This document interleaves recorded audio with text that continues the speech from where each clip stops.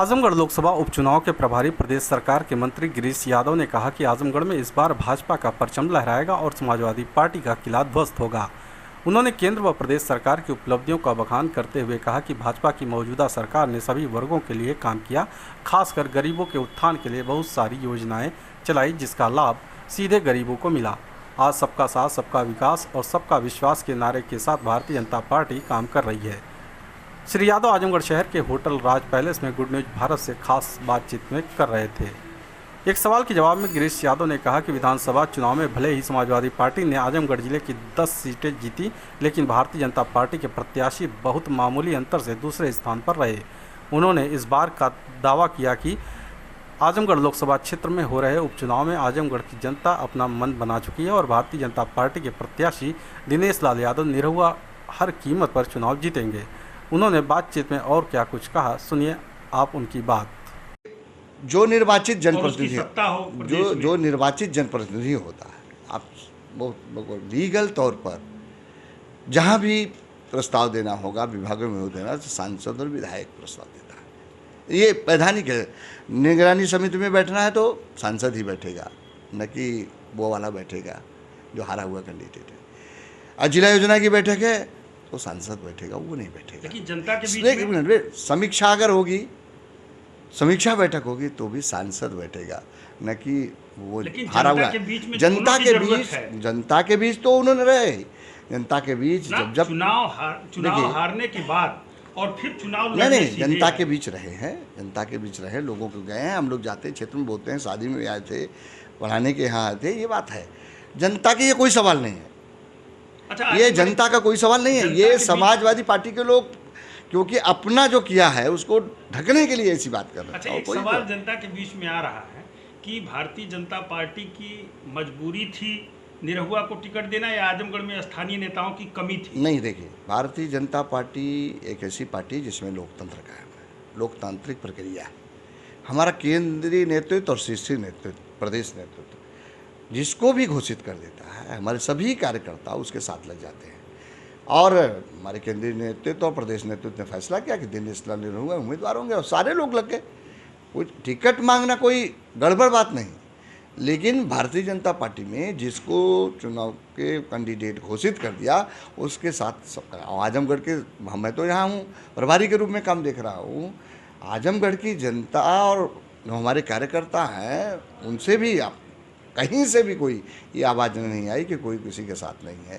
पूरे जो हमारे कार्यकर्ता हैं और नेता हैं भारतीय जनता पार्टी के, सब पूरे मनोयोग के साथ चुनाव मैदान में है, चुनाव में काम कर रहे हैं। अच्छा, आजमगढ़ में समाजवादी पार्टी को खास तौर से लेकर के आप भारतीय जनता पार्टी में यादव ने विधानसभा चुनाव में जो परिस्थितियाँ हुई थी उस परिस्थिति से ये चुनाव भिन्न है एकदम। आपको पता चलेगा। हम तो गाँव में जा रहे हैं, अंडर करेंट है। लोग कहते भाई जीता के क्या करें। मैं तो यादवों के गांव में गया था, बोल रहे थे भाई क्या करेंगे जीता के, ये तो कुछ करने वाले नहीं, फिर आने वाले भी नहीं। तो क्या लग रहा है, गढ़ टूटेगा? गुट टूट जाएगा। इस बार मैंने इसी बात को कहा कि आजमगढ़ में ये उपचुनाव में यहाँ पर परिवर्तन दिखाई आपको पड़ेगा और भारतीय जनता पार्टी का परचम फहराएगा। आजमगढ़ को यादवों का गढ़ कहा जाता है, तो इस गढ़ को आप कैसे तोड़ रहे हैं? देखिए, मैं कहने जा रहा हूँ कि आजमगढ़ में ये 2022 के उपचुनाव की शुरुआत होने जा रही। अब आप देखेंगे यहीं से परिवर्तन आपको दिखाने पड़ेंगे। और नहीं तो आप देखिए ब्लॉक प्रमुख में अब जिस लोकसभा क्षेत्र में चुनाव हो रहा है 8 लोग भारतीय जनता पार्टी से जीते। तो ये शुरुआत होने जा रही है। अब शुरुआत हो गई है, अब यहाँ परिवर्तन आपको दिखाई पड़ेगा। जैसे आप कल्पना करिए, आप कभी सोचे नहीं होंगे कि कन्नौज जैसी सीट पर भाजपा जीत जाएगी। कल्पना आपको नहीं रही होगी। लेकिन जब बुआ और बबुआ और दीदी भी सब महागठबंधन बना के चुनाव लड़े थे, तो भी कन्नौज सीट पर राष्ट्रीय अध्यक्ष अखिलेश यादव की धर्मपत्नी चुनाव बुरी तरह से हार गई। और ये जो धर्मेंद्र यादव जी आए हुए हैं, ये 2019 के चुनाव में जब बुआ बबुआ के गठबंधन था तो भी वहाँ की जनता ने इनको नकार दिया।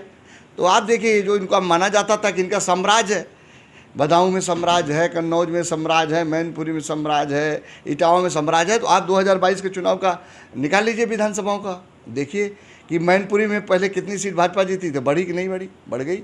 हम पहले 1 सीट जीते, इस बार 2 सीट जीते। हर जगह इनके धीरे धीरे सफाई, क्यों? उसका कारण समझिए। उसका कारण ये है कि ये जनता के प्रति अपनी जवाबदेही नहीं बन सकते, और एक जनप्रतिनिधि का जो जनता के साथ संवाद होना चाहिए, उनकी मूलभूत समस्याओं को ना, जन कल्याणकारी योजनाओं का लाभ दिलाना, लेकिन बीते ये सब नहीं विधानसभा रहा। चुनाव में 10 की 10। गिरीश यादव जी, आप आजमगढ़ के उपचुनाव में आए हैं और यहाँ के पूरे हालात का आपने कई दिनों से भ्रमण किया है। आपको पूरे चुनाव में क्या लग रहा है? देखिए, आजमगढ़ में हम चुनाव के प्रभारी के दृष्टि से माननीय दयाशंकर जी को और मुझे लगाया गया था, और मैं पहली जो बैठक हम लोगों की हुई थी 4 तारीख को माननीय सुनील बंसल जी के वो में लिया गया था, और फिर हम 6 तारीख को नामांकन के समय आए थे। 8 तारीख से मैं लगातार आजमगढ़ में कैंप कर रहा हूँ। हम लोग गांव-गांव भी जा रहे हैं, कार्यकर्ताओं से मिल रहे हैं, सेक्टरों पर जा रहे हैं, बूथों पर भी जा रहे हैं, और जो हमारे मंडल की इकाई है उनके भी, और जनता से भी संवाद स्थापित कर, सबको मिलने जुलने से और सबसे बातचीत करने से ये लगता है कि आजमगढ़ की जनता ने इस बार फैसला कर लिया है कि भारतीय जनता पार्टी के साथ खड़े होंगे, और भारतीय जनता पार्टी के प्रत्याशी दिनेश लाल निरहू को जिताएंगे। ये पूरा वातावरण बन चुका है। आजमगढ़ की जनता में एक सवाल बार बार आ रहा है, मुलायम सिंह के सांसद बनने के बाद, अखिलेश यादव के सांसद बनने के बाद, कि आजमगढ़ की जनता अगर अपने सांसद से मिलना चाहती है तो नहीं मिल पाती है। लेकिन ये बात रनर और विनर दोनों पर लागू होती है। निरहुआ भी गायब रहे और अखिलेश यादव भी गायब रहे, तो ऐसे में उनका एक चीज़ समझिए जी, दिनेश लाल निरहुआ की कोई जवाबदेही नहीं थी। जो निर्वाचित जनप्रतिनिधि होता है उसकी जवाबदेही होती है। मैं इसलिए इस बात को जिक्र कर रहा हूँ। यहाँ से मुलायम सिंह यादव सांसद रहे, अखिलेश यादव सांसद रहे, वो आजमगढ़ की जनता के बीच उनका कितने दिनों तक संवाद रहा, आजमगढ़ की जनता के साथ दुख सुख में, चाहे कोरोना संक्रमण काल चला हो, या जो है दैवीय आपदाएँ आती हैं, जो बाढ़ हो, अग्निकांड हो, ऐसे समय कहीं भी नहीं आए। और आजमगढ़ की बात अखिलेश यादव ने, जहाँ तक मुझे जानकारी है, 3 सालों के अंदर लोकसभा में भी कोई विकास की बात नहीं उठाई, ना आजमगढ़ की किसी बात पर चर्चा किया। तो इसे आजमगढ़ की जनता भी पढ़ी लिखी जनता है, तो उनको लगता है कि ये इनको सांसद चुनने से कोई फ़ायदा होने वाला नहीं। मैं इसलिए अब, क्योंकि हमारी जो पार्टी है, आप कल्पना करिए, हमारी जो पार्टी है, हमारे मुख्यमंत्री जी, माननीय प्रधानमंत्री जी, माननीय मुख्यमंत्री जी, माननीय प्रधानमंत्री जी, आप देखिए, माननीय मुख्यमंत्री जी गोरखपुर 10 दिन में ज़रूर चले जाते हैं। माननीय प्रधानमंत्री जी भी देश के प्रधानमंत्री हैं, इतनी व्यस्तता के बावजूद भी काशी जरूर आते हैं, क्योंकि वो